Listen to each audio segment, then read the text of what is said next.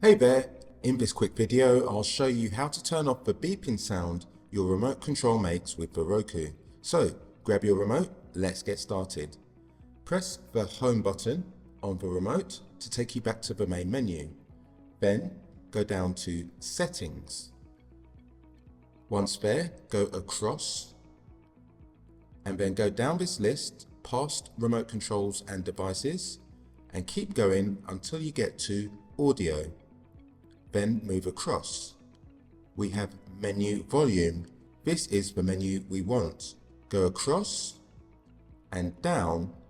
Once that's selected, the beeping sound stops. So I hope that's helped you out. Please let me know in the comments if it has. Thank you for watching, like and subscribe, and I'll catch you on the next one.